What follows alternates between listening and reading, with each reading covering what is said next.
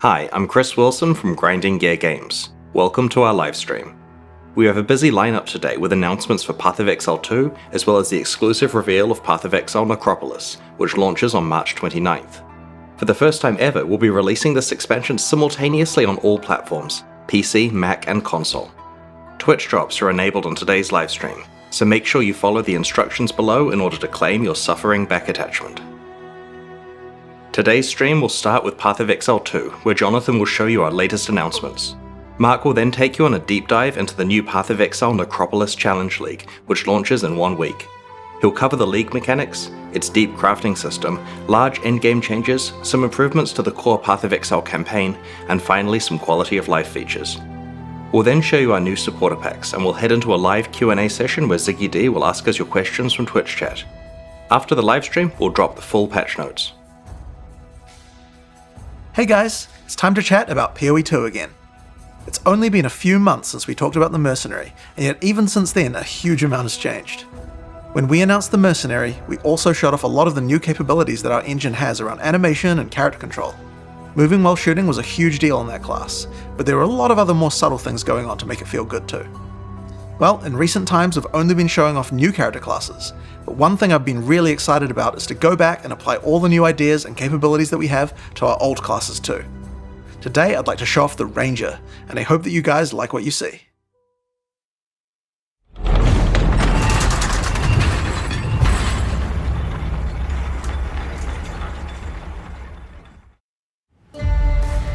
I've lived in this forest all my life. And if there's one thing I've learned, it's that a ranger must never miss.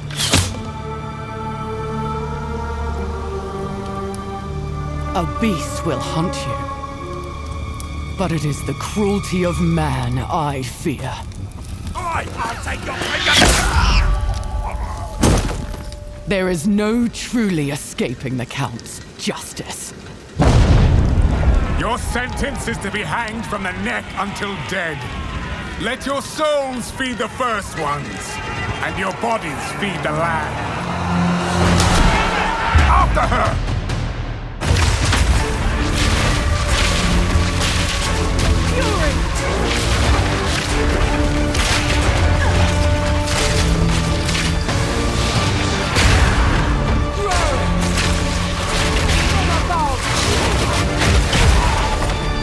This exile has changed me. No more running. No more fear. You won't get away this time.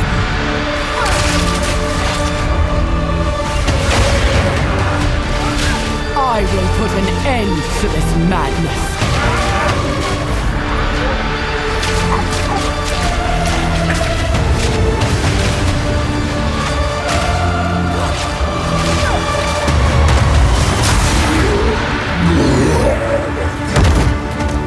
Let this be a warning, Gianor. I'm coming for you next.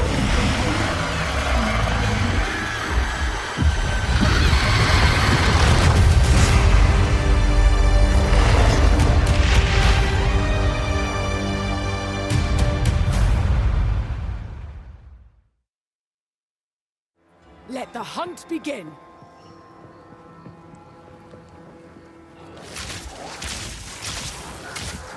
When we started to work on the Ranger, we knew we had to make a class with high agility. The dream of fast bow gameplay is Legolas, so that's what we wanted to deliver. The starting point is moving while shooting a bow. Any kind of basic arrow skill can be fired while moving, with a movement penalty. This immediately gives you a lot more freedom on the battlefield. Here I'm starting each battle with a poison burst arrow to poison groups of enemies, then using a lightning arrow to arc lightning around larger packs. For even more mobility, we also have a variety of skills that involve vaulting around the battlefield too. This is Frost Escape. Using it jumps backwards and shoots a freezing arrow at the ground. Really useful if monsters close on you and you need to get away. Once you've landed, if monsters were frozen, it'd be nice to have some way to take advantage of that extra time. This is where Snipe comes in. Snipe is a skill shot that you need to charge up and release at exactly the right time. If you land the right timing, Snipe is guaranteed to produce a critical strike, and does a small AoE as well, so it's a great finisher. You can also move while shooting arrow rain skills too. This skill is Lightning Rod. It shoots an arrow into the air that sticks into the ground and does a small AoE. Once the rods are in the ground though, they attract any arcs of lightning that are nearby, causing them to explode again. This means you can stack up a bunch of lightning rods on the ground and bounce lightning between them, doing way more damage. Now this takes care of packs pretty well, but for bigger enemies I'd like to have something that's going to enhance my damage output too. This skill is Stormcaller Arrow. Using it sticks an arrow into an enemy. After a short period of time, a lightning bolt comes from the sky and strikes them. This has a high chance to shock them, and shocked enemies take 30% more damage from all sources. If something big walks along, it's a good idea to throw one of these at them first to enhance your damage before following up with the other combo. Now if I really want to enhance this combo, there are a couple of things I could do using our support gem system. Skills in Path of Exile are granted by items called skill gems. Each skill gem has coloured sockets in it, and these sockets are for other items called support gems. Support gems modify your skills, and it's where a huge amount of the customization of your character comes from. First I'm going to take this multiple projectile support gem. I could add it to my lightning arrow, and it would fire multiple arrows. This would increase the number of targets I can hit, but that isn't the effect that I'm after. If I add it to my lightning rod skill instead, then when I fire it, I get a nice group of rods. This means that I don't have to spend as much time setting up before I can use it with my lightning arrow combo.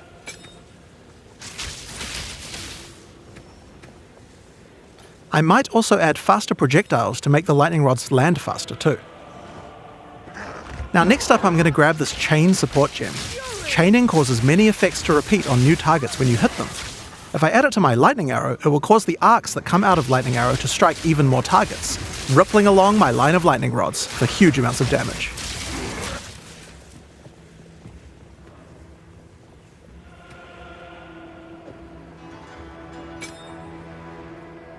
Now I think we can use support gems to improve Stormcaller Arrow as well. Let's start simple. I'm going to chuck less duration on here. This will cause the lightning from the sky to strike a bit faster. Next up we have a support called Shock Proliferation. This support makes it so that any enemies shocked by the skill will also have the shock jump to nearby enemies, meaning they'll take the extra damage as well. It's just a chance to proc, so it's not going to proc on every single pack, but when it does, a pack will go down ultra quick. Another useful empowering skill is Barrage. Barrage is one of the rare cooldown skills in PoE 2. It enhances whatever your next attack is to fire 3 times. With what we have here, I think it might be a good idea to use it with Lightning Arrow. It'll generate 3 times as many lightning explosions. You could also use it at just the right moment with Snipe, or any number of other skills depending on what effect you need more of right now. It's very versatile and can be used in a range of situations. Now, even as mobile as the Ranger is, it's still very useful to slow monsters down, and a Ranger certainly has quite a few tools to do this. If you're prepared to get up close and personal, we have a skill called Electrocuting Rod. First, jump over the enemy and shoot it into them. Once the rod's in place, any lightning damage they take will build up a special electrocute gauge. Once the gauge is full, the monster is totally suppressed, allowing you to kill them easily. Now sometimes when you use Electrocuting Rod, the enemy dies before you get a chance to electrocute them. I think there's another support gem I could add to my lightning arrow to fix this problem. Neural Overload will make it easier to electrocute enemies. If the skill it's attached to puts them over 50% of their electrocute bar, it will trigger instantly.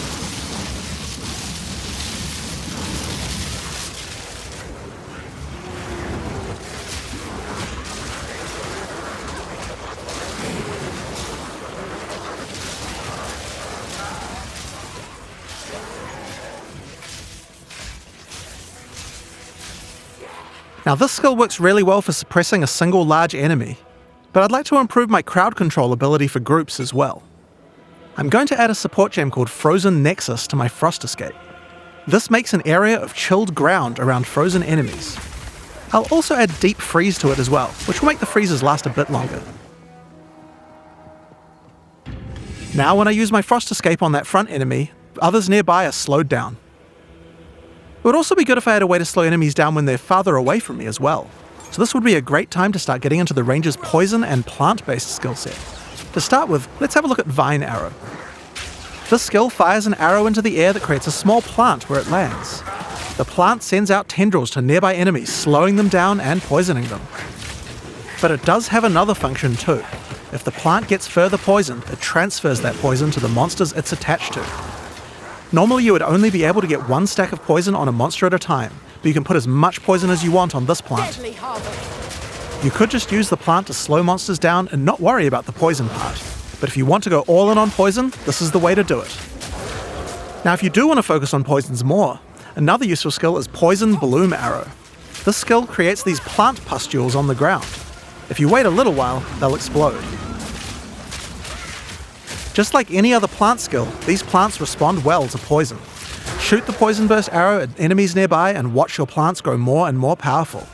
Poisoning the pustules causes them to do much more damage and makes them explode much faster as well. I can also add the Pierce support to Poison Burst arrow. Doing this will mean I get multiple poison bursts as it goes through each monster.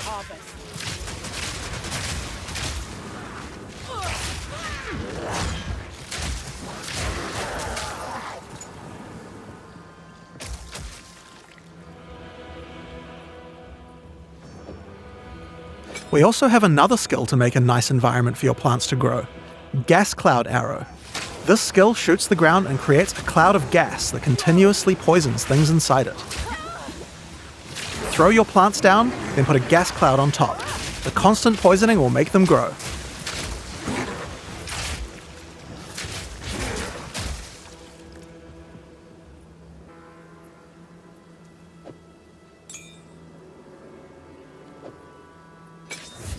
Another poison-related skill we have on the Ranger is called Plague Bearer. This is a reservation skill, meaning it uses Spirit. When I enable it, I get this counter that counts up whenever I apply poison to a monster. You can see the counter on the skill increasing as each new monster is poisoned. Now I'm going to fight these monsters and make sure to poison them as much as I can to build up the counter.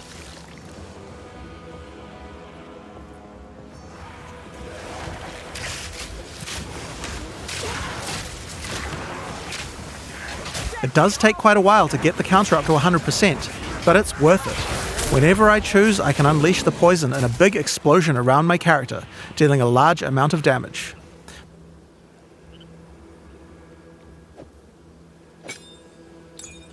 Now next up we have a classic, Rain of Arrows. It's simple. Shoot a bunch of arrows in the sky and they rain down for a short time. It's decent AoE and damage at long range. Now this skill doesn't last too long, but we can change that. It's time to introduce Frenzy Charges. Frenzy Charges are used for a variety of skills on the Ranger, but with Rain of Arrows they can be used to extend the duration. You're mine. How do we get some though? Here we have a skill called Sniper's Mark. Put it on an enemy and it will grant you a Frenzy Charge when you crit them. Now remember that snipe skill from earlier? That skill guarantees a critical hit. So first we Sniper's Marked an enemy, then we sniped them. And after that, the next Rain of Arrows will last a really, really long time. We still have some weaknesses though. While Rain of Arrows hits enemies with a ton of arrows, each one doesn't do much damage individually. It would be nice if we had a way to break the armor on enemies so that Rain of Arrows dealt more damage. Thankfully, we have this Corrode Armor support gem, and we can put it on our Gas Cloud arrow. Corrode Armor causes poison to erode the armor on targets until it's all gone.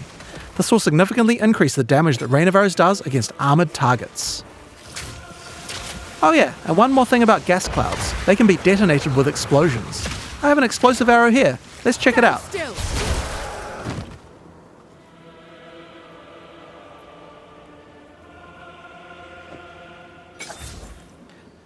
Now, because monsters in gas clouds are likely to have their armor broken, I think there's another useful combo we can do.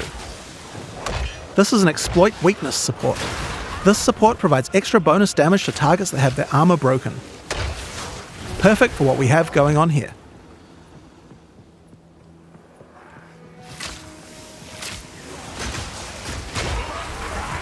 So, those are just some of the skills we have on the Ranger class in Path of Exile 2. Now that we've seen all these skills, let's see how well they do against a much tougher enemy. It's time to fight the boss of the temples, Thanos. Kitava's cursed madness never ends! Orius Radiant!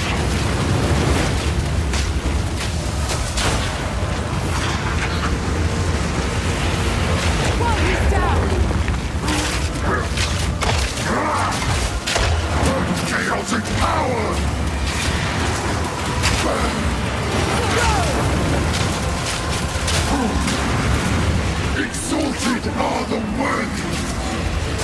Stand still!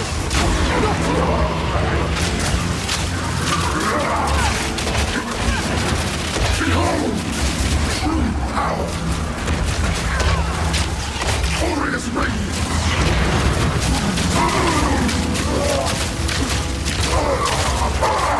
Exalted are the worthy!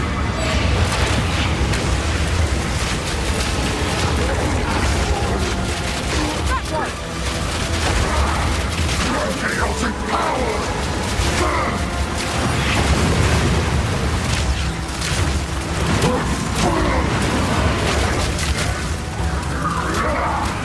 Chaotic power! Behold! True power!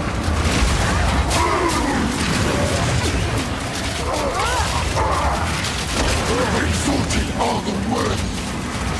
Deadly aim! Ha-ha!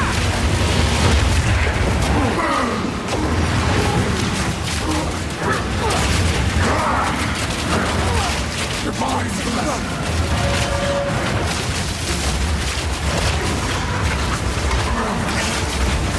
True power!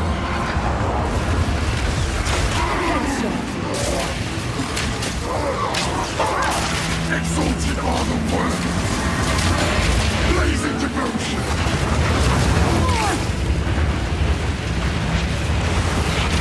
Exalted are the worthy!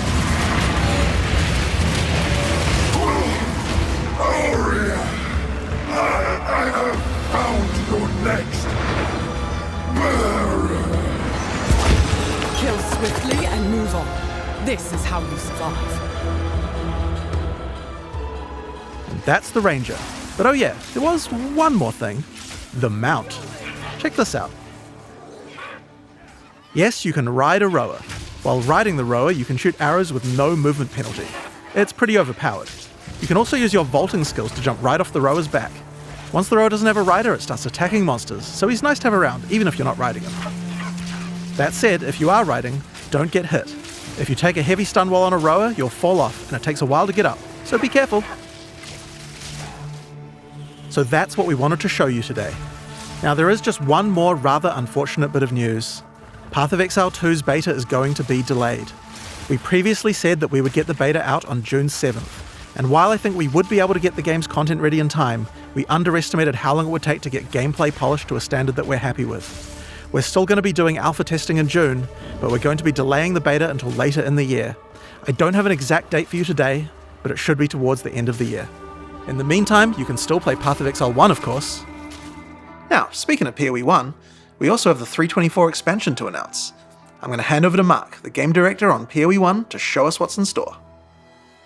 We had a lot of fun making this one, so let's just get straight into it with the trailer for Path of Exile Necropolis.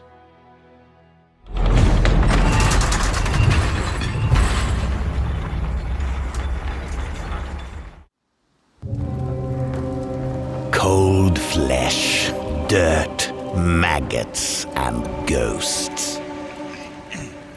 Our job is to keep them where they belong. It's your first night, so you'll need this. A ghostly lantern for ghastly tinkering.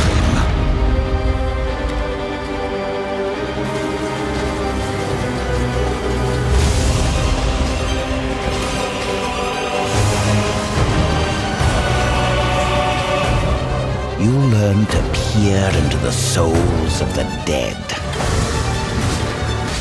You'll learn how to twist them.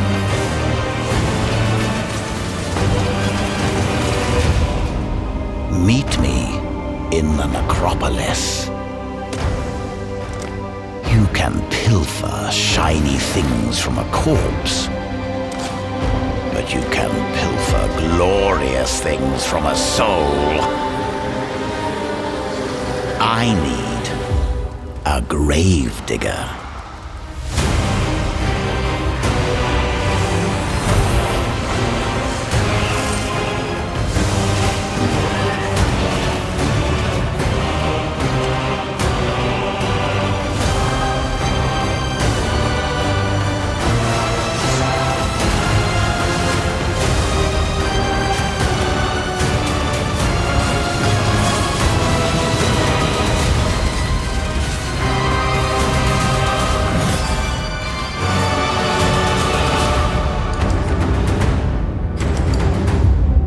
The job's hard, but the pay's good. What do you say?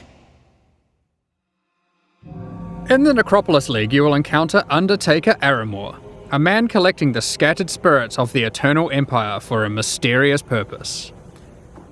These spirits have begun to haunt the monsters of Rayclast, unleashing their ancient fury and sorrow onto the world.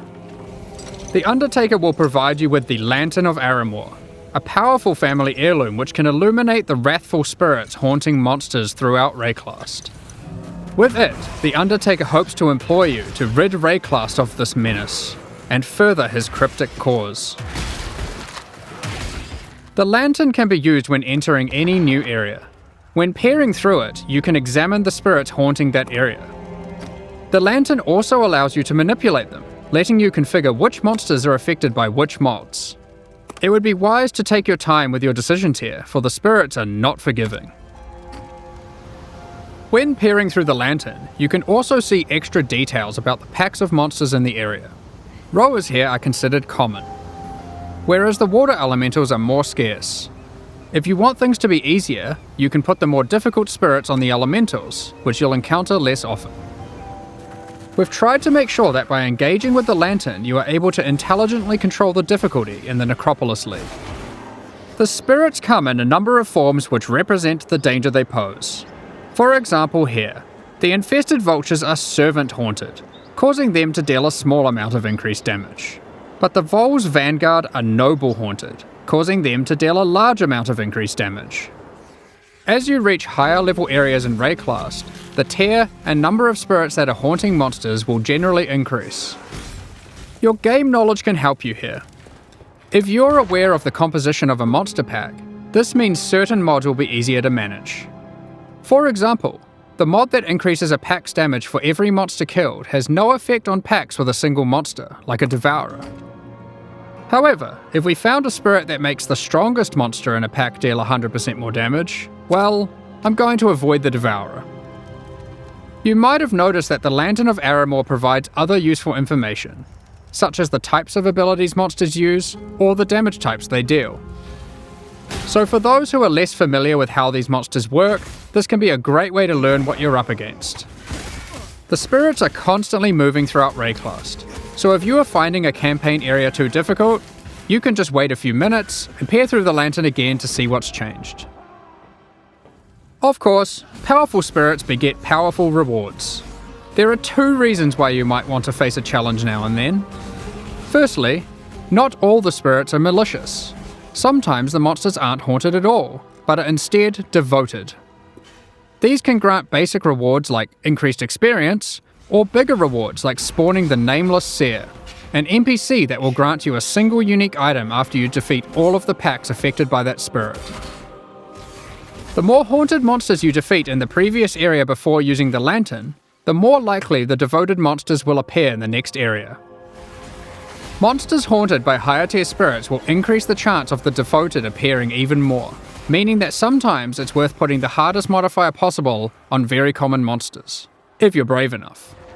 Again, we've tried hard here to allow players to customize the danger and rewards as much as they can. Arimor is an Undertaker, and you can probably guess what we're taking to him. The second main reward from the Necropolis League is monsters with unresolved anguish. Once slain, their corpses need extra care from the Undertaker, and he will offer to take them back to his necropolis and store them in the morgue. Time to earn your keep. When you are ready, you can visit the morgue to view the monsters you have collected, and then get to work burying them in one of many graves in Arimor's cemetery. For example, we will bury this Katava's Herald. Arimor's mysterious soul experiments can coalesce powerful items. Here I've chosen to create a pair of boots. Of Lunaris heal your pains and aid this soldier, so that you may grace them with fleetness. These boots are useful for my character, but aren't exactly what I hoped for. And this is where the Necropolis crafting system really shines. You'll have noticed that the corpse we collected earlier had a crafting effect on it. In fact, all collected corpses do. If you bury multiple corpses in the cemetery, all adjacent corpses can be exercised at once to create one item. all of the crafting effects on those corpses will apply to that same item. This allows you to have either one or many different crafting projects ongoing in the cemetery. For example, next time I try to create boots, I could bury corpses that increase the chance of getting move speed modifiers. To go further, I could use these to generate higher tier modifiers. Then, I could try to bias it towards being an evasion pair with this. Finally, I'll apply some crafting effects that improve the probability of getting good rolls. Now, let's craft our item and see what we get. May the ferocity of Throldana free you of your anguish and aid this soldier, so that you may grace them with fleetness. As you can see now, we have a much better pair of boots, forged from the souls of our enemies. You could even use the entire cemetery to craft one item. There is always something you can do to try and ensure your item will be as best as it can be. We hope to see some really crazy grave crafts. If you are lucky, you might find corpses with meta crafting modifiers. These can be buried to manipulate your crafting projects in more drastic ways. This one increases the potency of all crafting effects of adjacent undead corpses. Another meta crafting modifier gives a chance to drop an extra item from your craft, with all the same crafting outcomes applied. All you have to do is bury a lot of undead monsters. May the ferocity of Throldana free you of your anguish and aid this soldier, so that you may shield them from harm. You can also craft new unique items exclusive to the Necropolis League using this system. As you explore Rayclast, you might find the corpses of famous Eternal Empire families. And when you bury an entire family together and exorcise them, they will thank you with a unique specific to their lineage. May the painters and poets of the Navalius family spread the story of the Eternal Empire far and wide, so that all may... For example, the Navalius Inheritance Belt. I'll give you a moment to check that out. You can use other corpses alongside them to grant implicit mods, manipulate the values of explicit mods, and more. In this case, with the Parandus Pact, you can even change the modifiers it generates. This unique is a jewel which adds extra stats to passive skills in a radius when socketed into the passive skill tree. The stats it adds are randomly generated, but you can bias it towards a specific type by using other crafting effects, such as this one, which increases the chance of getting life modifiers. Let's see what we get. So that you may empower upon the mighty lion I would be proud of!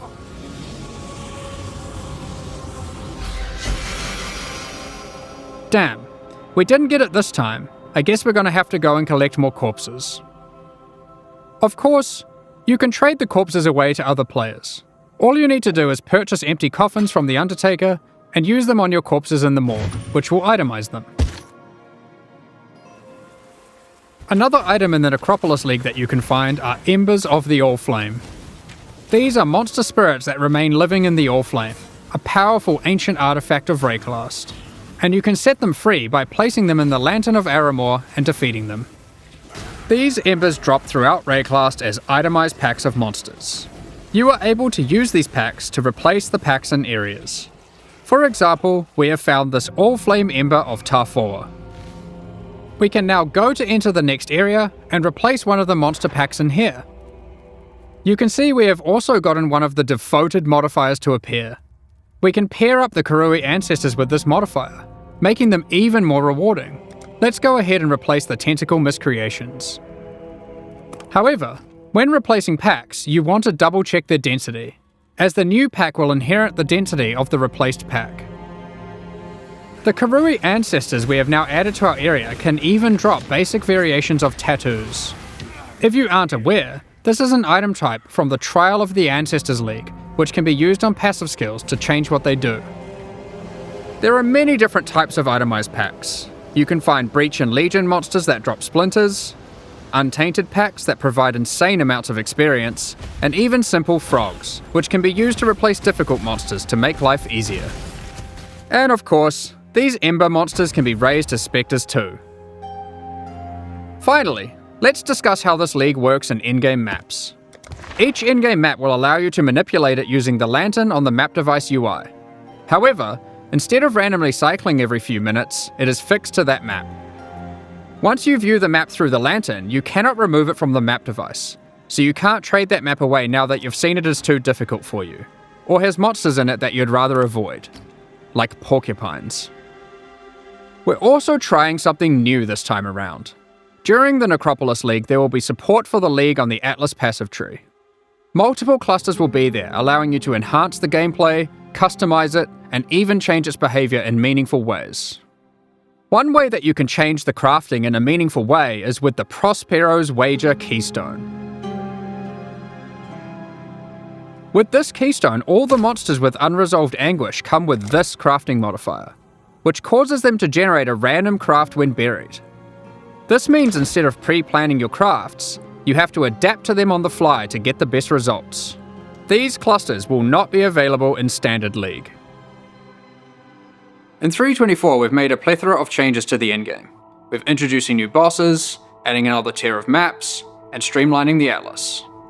The most difficult and most rewarding content in Path of Exile can be found in Uber Pinnacle bosses, such as the Maven and the Searing Exarch. Currently, the only way to access these bosses is by allocating specific keystones on the Atlas passive tree.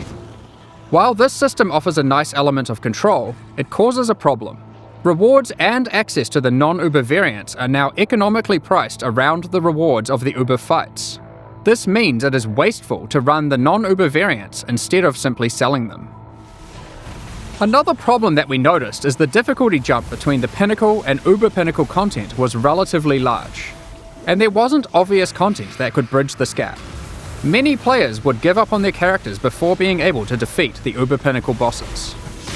In 3.24, we will be making some changes to this.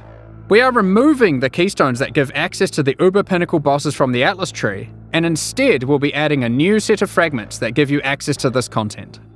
Where do you get these fragments? We are adding a new tier of maps, Tier 17 maps, which not only give you access to the Uber Pinnacle content, but also test your characters in new ways. They feature a new set of bosses, Uber monsters, and a new tier of modifiers that can roll on the maps. There are 5 new Tier 17 maps in total, with some surprising boss fights at the end. We'll look at a couple today, and the rest you'll have to discover for yourself. First, we have the Citadel map. This map contains an ancient Kalguran citadel. You will encounter many expedition monsters as the signature packs throughout the map. At the end, you will fight Uber Uhtred.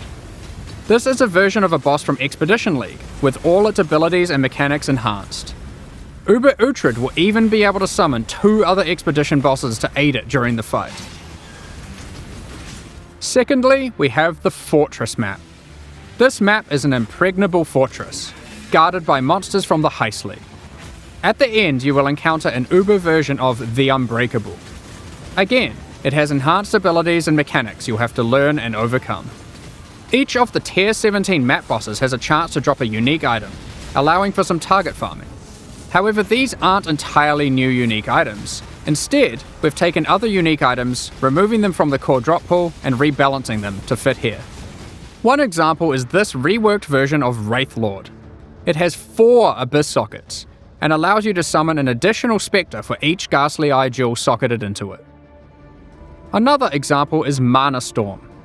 This has been rebalanced to grant a lot more damage than before, alongside some more impactful mana stats, if you can get lucky rolls. Alongside adding Tier 17 maps, we have also changed the Uber Pinnacle bosses to have completely distinct unique item drop pools from their non-Uber counterparts. This means there is a reason to farm both versions. Let's take a look at the Shaper versus the Uber Shaper.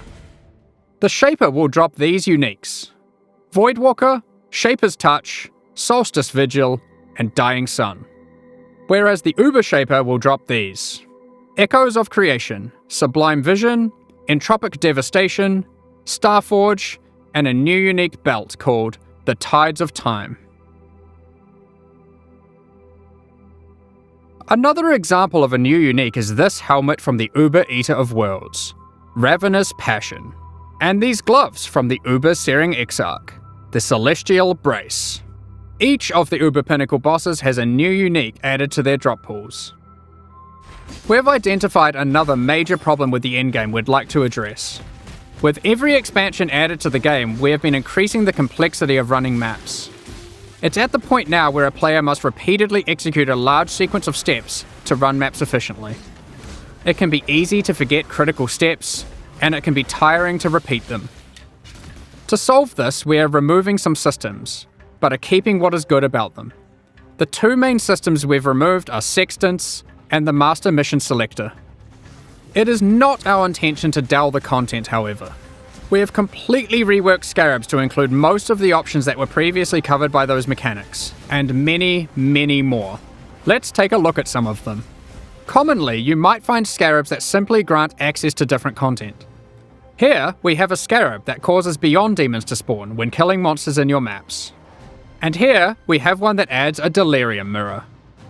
Each type of Scarab now has multiple versions, so if you want to fully invest in a type of content, you can do so. Here's a suite of Ultimatum Scarabs.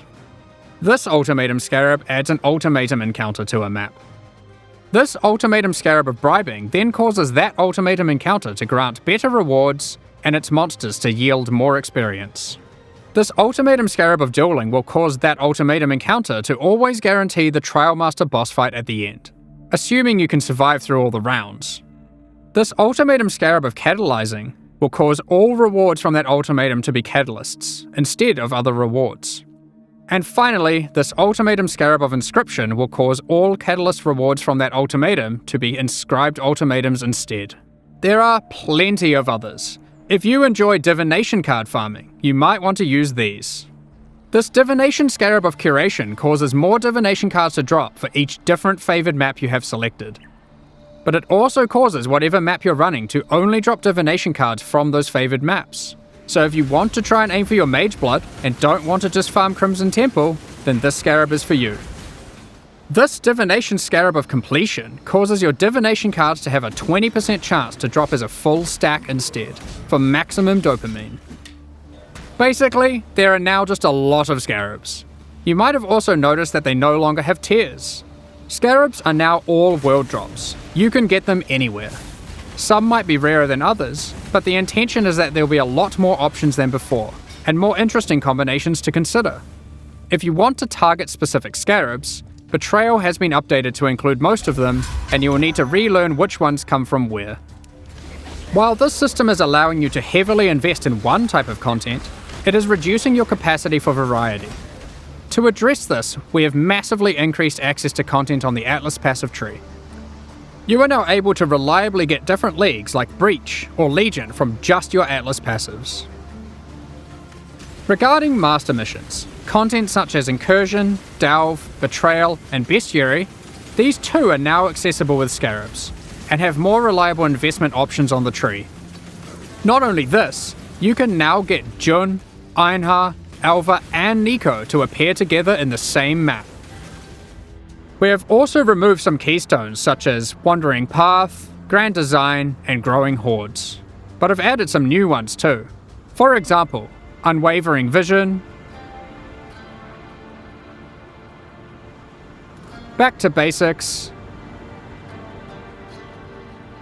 and Thorough Exploration. And we have added some new notables such as Remarkable Relics, which allows you to try find better variants of Scarabs. Mounting Modifiers, which increases the values of modifiers on your maps by 2% for each explicit modifier. And Tainted Carapaces, which is just one in a set of many that allow you to target farm specific types of Scarabs. These are just a few of the many new notables that can be found on the Atlas passive skill tree. Lastly, we are giving you more flexibility in what content you want to run in the endgame. In 3.24, you can now have multiple copies of the Atlas tree, which can be swapped between maps at your leisure. You can unlock up to 2 extra trees for a total of 3 by progressing through the endgame and completing core content. When you open a map, you can select which tree you would like to use. For a given league, you'll never feel constrained to playing your endgame a single way. You can also label your trees to easily identify which one has which content. With all this combined, we're hoping to see new endgame strategies shine through. While playing through the campaign in 3.24, you'll notice a myriad of small improvements and surprises. The fundamentals of the campaign are still intact, but we've scattered fun encounters and secrets throughout Rayclast. The Dweller of the Deep has been trapped. What are these ritual shrines doing in the northern forest? And why are they giving me omens? This device looks safe. I should definitely use this on my items. There are plenty more encounters to discover. We'll continue adding more surprises in future releases, so keep an eye out. In the previous expansion, 3.23, we released a large number of transfigured skill gems. These are alternate versions of existing skill gems that function in very different ways, allowing for more build and gameplay variety. At the time, our aspirations were higher than we could achieve. We planned more gems than we could make. So, in 3.24, we're adding another set of transfigured gems that we have now finished. Ice Shot, Incinerate, Artillery Ballista, Tornado, Elemental Hit, Kinetic Blast, Poisonous Concoction, and lastly, Summon Holy Relic. Hopefully those of you who missed your favourite skill having a transfigured variant will get that here. We will certainly be adding more of these in the future, especially for skills that are missing them still. Of course, we'll also be doing a balance pass on the existing transfigured gems. One of the main ones we're looking at is Kinetic Bolt of Fragmentation. As a result of this change, it is clear that the endgame potential of the Wander archetype really starts to suffer, mostly in the single target damage department. Due to this, we've added the new support gem, Sacred Wisps. This support gem causes supported skills to create 2 attached wisps for a duration. With these wisps, whenever you attack, they have a chance to also use the same skill, if you have enemies in your presence. And if there are any rare or unique enemies, they will always use the skill. That leads us into all the other quality of life features we're introducing in 3.24, and there's a shitload of them. Many of these have been revealed in teasers already, but here's a quick summary. We've added the Automation and Call to Arms skill gems, for being able to trigger instant skills and warcries without having to bind them to left click. You can now hold down Control and left click to automatically apply certain currency orbs until they achieve the desired result, or you run out. For example, you can hold down fusings until you reach maximum links. You will be able to control, shift, click currency into a trade window to automatically move all of that currency at once from your inventory. Detonate Dead now has clearer telegraphing effects. When harvest crafting, the item hover will always be visible, so you no longer have to mouse back and forth to see the results of your crafts. When you use a Val Orb on a map, the map no longer has a chance to become unidentified. Instead, it adds a new implicit. We've created a set of implicits that affect the areas in fun ways. Related to that, corrupted and mirrored items can now be identified. Breach hands now open upon approach, and no longer need to be clicked. Upgrades to Pantheon powers now apply to all characters in a league.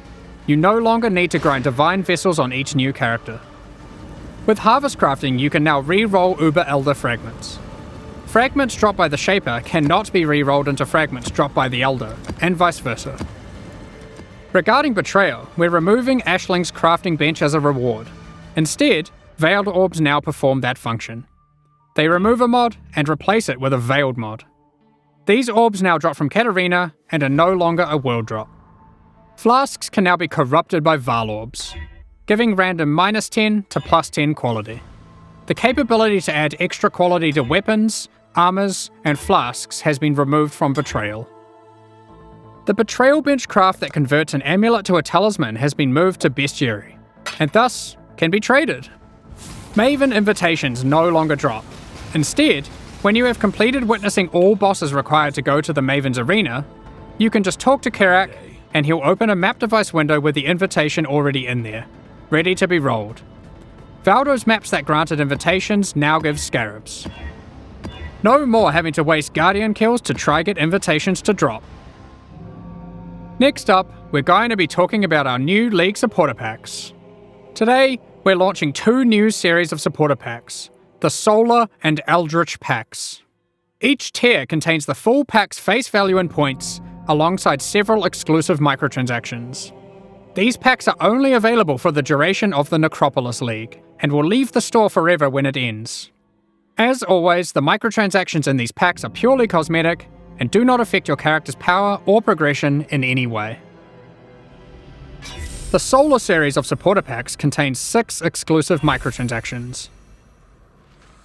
The Cosmos weapon effect adorns your weapon with stars. Hitting enemies causes cosmic energy to spill out into the area around them. The Radiant Orb of Chance extra effect projects the outcome of items you've used an Orb of Chance on above your head. Remember to congratulate other exiles in town if you see them chance a powerful unique item. Shine boldly with the Solar Knight armor set. The power of the sun radiates from your body, getting more and more intense as you use skills and emitting solar flares as you run. With the Supernova level up extra effect, the dead will be raised from the ground around you, before being obliterated and turned to ash by an epic supernova whenever you level up. This one is my personal favourite. The Cosmic Turtle Hideout lets you travel the infinite expanse of the cosmos atop the back of a colossal turtle. Carry the weight of the sun on your back with the Solar Guardian back attachment. Witness it grow larger and larger as the energy of slain enemies is funneled into it. When it reaches its maximum size, it goes supernova and turns into a black hole, forever drifting throughout Rayclast. The Eldritch Pack series also has 6 exclusive microtransactions. Are you wondering if we moved the stash in the latest patch? Don't be fooled, because with the Mimic Stash pet, players can transform into an image of a stash when in a town or hideout, and scare unsuspecting exiles. This pet follows behind you with its terrifying hand-walking the rest of the time. The Shaper's Slam finisher effect sends slain unique enemies into a Final abyss of unending darkness. The Eldritch Hunger armor set contains a beast that demands you defeat it by embracing your bloodlust. Watch it grow in power the more you kill until it bursts from the shell of the helmet. Are you able to satiate its hunger? The seed within the Corrupted Growth map device expands its grasp on your hideout, the more maps you complete on your atlas. Equipping the Headhunter character effect causes skulls of slain rare enemies to whirl around you like trophies. They become enraged when you are near a rare enemy you are yet to kill, wishing for them to join your collection. Witness a reality where the struggle didn't exist, allowing the Eldritch Horrors to settle their own conflicts with the Eldritch Horror Apparition effect. Which of the Eater of Worlds or Searing Exarch do you think will win? These packs are now available for purchase on both PC and console, and will remain so during Path of Exile Necropolis. Meanwhile, the Shade and Disciple packs leave the store forever at the launch of Necropolis League, so now's your last chance to purchase them. Thank you so much for your ongoing support.